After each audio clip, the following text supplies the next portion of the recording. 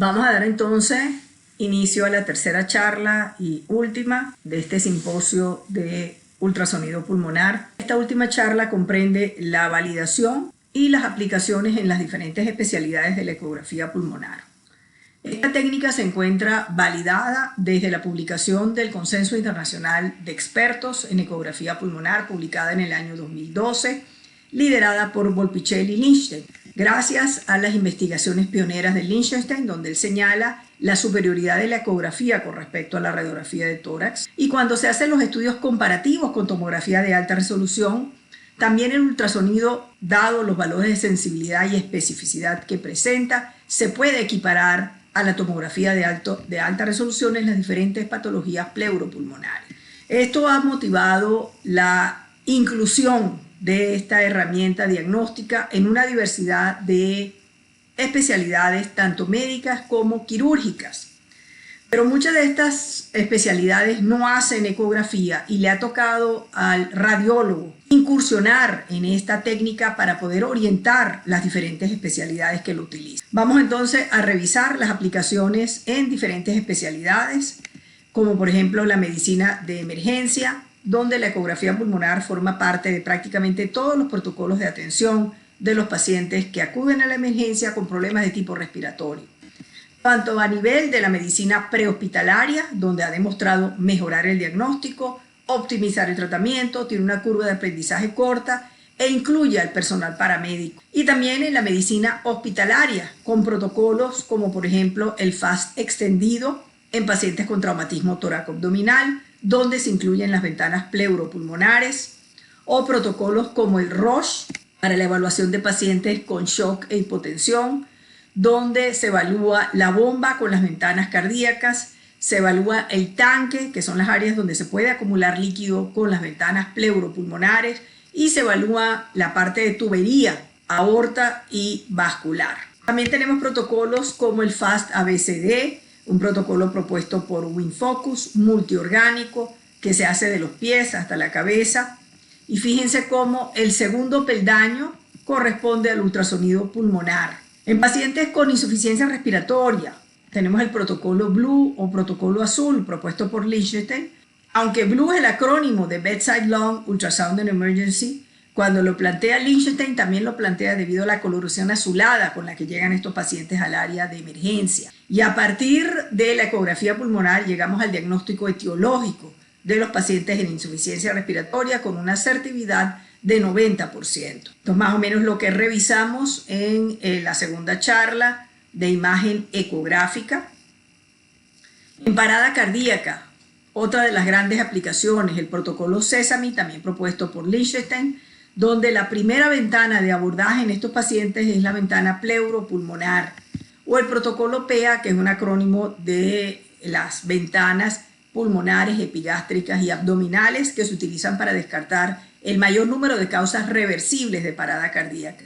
Pero PEA también corresponde al acrónimo de actividad eléctrica sin pulso, donde utilizamos este protocolo. En reumatología, la doctora Gargani es una de las pioneras en demostrar la utilidad de la detección de síndrome intersticial en los pacientes con enfermedad del tejido conjuntivo. Lo demuestra en esclerodermia, hay trabajos iniciales en artritis reumatoidea, y lo que sí queda claro es que para cada patrón tomográfico tenemos un patrón ecográfico que se correlaciona. El patrón ecográfico en estas enfermedades se caracteriza por ser difuso, bilateral, heterogéneo, con línea pleural anormal y con un gradiente ápico-basal. Entonces, esto es una paciente de nuestro centro, 74 años, con una enfermedad pulmonar intersticial. Y fíjense que tiene una línea pleural irregular, engrosada, y en el espacio subpleural se logra detectar algunas líneas B, porque las líneas B son confluentes. Esto habla de la severidad que tiene el patrón intersticial en esta paciente. Entonces, es severo cuando vemos líneas B confluentes, difuso cuando abarca 2 de las 4 áreas que debemos evaluar en el modelo de 4 regiones, es bilateral, es heterogéneo porque hay áreas más afectadas que otras, con una línea pleural anormal. Entonces, la ecografía pulmonar en las enfermedades del tejido conjuntivo es especialmente útil en la esclerodermia, tiene una alta sensibilidad, especificidad y alto valor predictivo negativo, tiene también valor pronóstico, se correlaciona con la tomografía, nos permite hacer diagnóstico precoz, estratificación y seguimiento y tiene impacto en la terapéutica. De hecho, se ha propuesto que los médicos reumatólogos deben usar el ecógrafo para hacer ecografía pulmonar en sus pacientes. En el área de nefrología, estos pacientes con insuficiencia renal crónica terminal presentan congestión pulmonar, ya sea sintomática o asintomática con gran frecuencia. En cualquiera de sus modalidades, la congestión pulmonar aumenta la morbimortalidad y la ecografía pulmonar es una técnica sensible para su detección. Pero además, las líneas B disminuyen con la diálisis y eso nos permite hacer optimización de los parámetros dialíticos. Y en el periodo interdiálisis es un factor pronóstico para eventos cardiovasculares y mortalidad. De tal manera que en pacientes con enfermedad renal crónica terminal, el eco pulmonar nos permite hacer diagnóstico de congestión, optimización de los parámetros dialíticos y pronóstico. En obstetricia, es el método de primera línea, o eso es lo que se ha propuesto para infecciones respiratorias.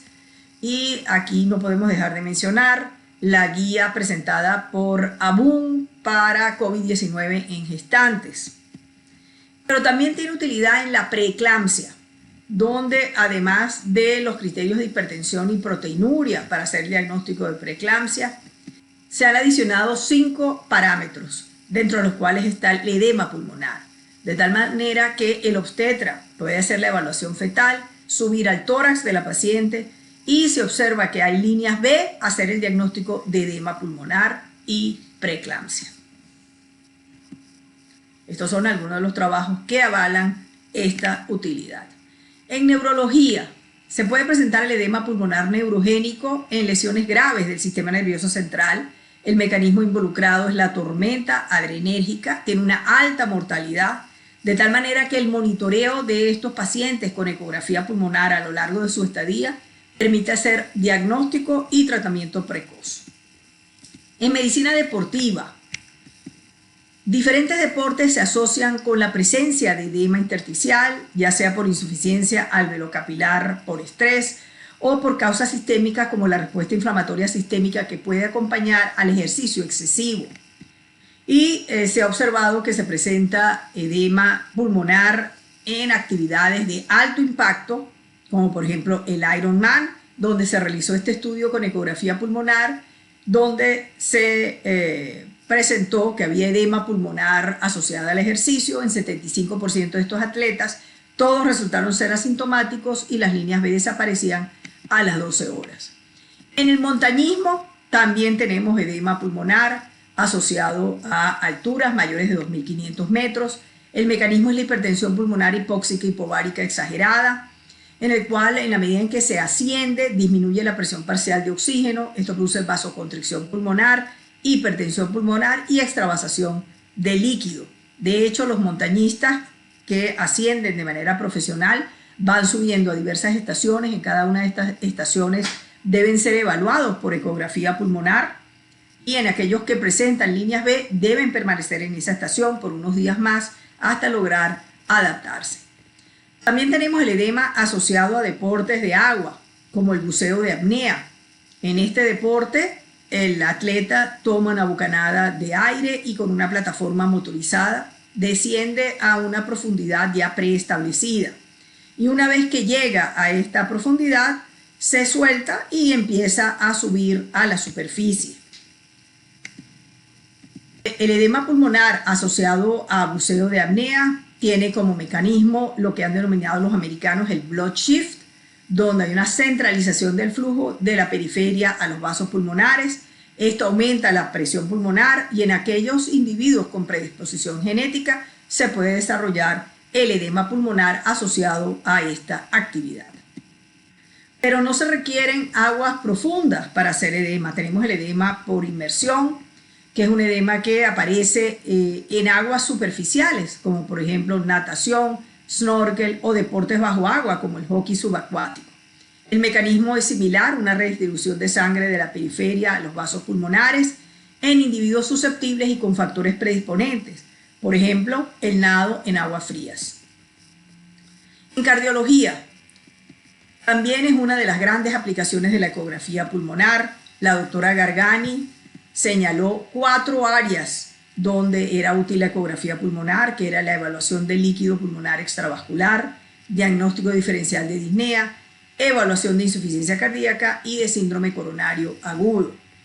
Con respecto a estas patologías, todas tienen en común la presencia de un síndrome intersticial detectado por líneas B. Entonces, la disnea, uno de los pioneros en reportar que las líneas B podían diferenciar la disnea de origen cardiológico de la disnea de origen respiratorio, fue el doctor Lichtenstein. Después él realizó el protocolo azul, del cual ya hemos conversado. Y lo que es importante saber es que la disnea, hoy por hoy en las áreas de emergencia, es evaluado inicialmente por el ultrasonido pulmonar. Este es un paciente que consulta por disnea, tiene 2 patologías que se asocian con frecuencia, entre un 40 y 50%, que es EVOC y cardiopatía isquémica. Este paciente tiene disfunción sistólica severa y queremos saber si la disnea es de origen cardíaco o respiratorio. Y fíjense que en todas las áreas exploradas no vemos ninguna línea B, vemos líneas A con una línea pleural que desliza, es decir, hay un patrón de pulmón aireado o seco. Y eso nos permite decir que esta disnea es de origen respiratorio, porque la ausencia de líneas B tiene un valor predictivo negativo de más del 99% para descartar congestión pulmonar. En insuficiencia cardíaca, otra de las grandes aplicaciones, la insuficiencia cardíaca es la fase final común de la mayor parte de las patologías cardiopulmonares. Y la utilidad de la ecografía pulmonar se extiende a diversos escenarios clínicos. La congestión pulmonar, que es detectada a través de este método con la presencia de un síndrome intersticial. La congestión pulmonar es el marcador de insuficiencia cardíaca aguda. El derrame pleural, que es un marcador de insuficiencia cardíaca tanto aguda como crónica, evidenciado por el patrón de derrame pleural. Estos pacientes en insuficiencia cardíaca tienen 75% de causas de descompensación, es decir, de desencadenantes, de los cuales el 50% son infecciosas. De tal manera que si vemos un patrón de consolidación de tipo neumónico, podemos encontrar entonces la causa de descompensación de estos pacientes. Lo que sí queda claro es que si hay un patrón de pulmón aireado seco, debemos plantear otras causas de disnea y descartar la presencia de congestión pulmonar. Y debo agregar que en cardiología la ecografía pulmonar forma actualmente parte de todos los protocolos de eco de estrés en estos pacientes. Este es una editorial que habla sobre el ultrasonido pulmonar en cardiología y fíjense cómo señalan que es el mejor método para la evaluación de la congestión pulmonar. Este es el último consenso donde se le atribuye al ultrasonido pulmonar su utilidad en las áreas de admisión, en el seguimiento hospitalario y en la prealta para descartar congestión. De tal manera que podemos decir que en insuficiencia cardíaca el abordaje debe ser cardiopulmonar porque mejora el diagnóstico, el seguimiento y tiene valor pronóstico. Este es un flashcard de los pacientes en insuficiencia cardíaca con un fenotipo de congestión pulmonar y fíjense que cada patrón pulmonar nos va a dar una orientación clínica de lo que está pasando con el paciente. El distrés respiratorio. El patrón de insuficiencia cardíaca es un patrón difuso, bilateral, homogéneo, pues se repite el patrón en todas las áreas, con una línea pleural lisa. Ahora fíjense, cuando tenemos un distrés respiratorio, además de ser difuso, bilateral, es heterogéneo, con una línea pleural irregular, engrosada, la presencia de microconsolidados subpleurales, que son áreas hipoecoicas debajo de la línea pleural, y áreas salvadas adyacentes a un síndrome intersticial, tenemos un patrón de pulmón aireado seco. Y esta es la manera como podemos diferenciar el patrón de insuficiencia cardíaca del patrón de distrés respiratorio. Síndrome coronario agudo, otra de las patologías de aparición frecuente en cardiología. Y la doctora Gargani fue una de las primeras, hace más de 10 años, en señalar que los predictores independientes de mortalidad en síndrome coronario agudo eran 3. La fracción de eyección, el TAPSE, que son medidas ecocardiográficos, y los cometas pulmonares, que era el nombre que recibían las líneas B hace más de 10 años. Esto se corrobora hace un año con un trabajo del doctor Araujo, donde demuestra que el ultrasonido pulmonar a través del síndrome intersticial es predictor de mortalidad en el síndrome coronario agudo con elevación del ST. De tal manera que en cardiología y en síndrome coronario agudo el eco pulmonar permite hacer diagnóstico de edema pulmonar clínico y subclínico y tiene valor pronóstico. Aquellos que encontremos con líneas B son pacientes de alto riesgo. En neumología podemos observar la presencia de fracturas en la pared torácica o la presencia de infiltración de tipo oncológico. En neumología clínica es útil en el diagnóstico, seguimiento y pronóstico de estas patologías. Estos son algunos de los trabajos en el área neumonológica. Y fíjense que el Doppler color en las neumonías, en las áreas de signo del tejido de aspecto arbóreo y presente de una manera uniforme, indica neumonías que tienen buen pronóstico. De tal manera que el Doppler color tiene valor pronóstico en las neumonías. En neumología intervencionista, el eco pulmonar pasa a formar parte de la ecoguía de todos los procedimientos que se hacen en neumología intervencionista y que antes se hacían con seguimiento o con guía tomográfica. Fíjense que aquí esto es un tumor pulmonar donde podemos observar la presencia de la aguja. En contusión pulmonar, el patrón ecográfico que debemos conocer, porque es frecuente que se presente en las emergencias, es un síndrome intersticial focal con consolidaciones subpleurales, líneas B con consolidaciones subpleurales. En pediatría, 2 palabras, los signos ecográficos que se han descrito para adultos son exactamente iguales en los niños. La diferencia es que en vez de tener un murciélago, tenemos un murciélaguito y las patologías asociadas a estos signos ecográficos son diferentes en niños y adultos. No quiero terminar sin hablar de la utilidad de la ecografía pulmonar en COVID-19. Esto es una enfermedad de distribución periférica que la hace apta a la ecografía pulmonar. Este método es altamente sensible y tiene una serie de ventajas que en el contexto de COVID-19 la hacen altamente apreciable, como es el rápido abordaje, estudios de corta duración, desinfección fácil del equipo, se puede hacer en cualquier ambiente, una curva de aprendizaje corta y una amplia disponibilidad. Además tiene un basamento científico sólido en el área de COVID, lo que nos permite decir que el eco pulmonar es el método de elección en esta patología.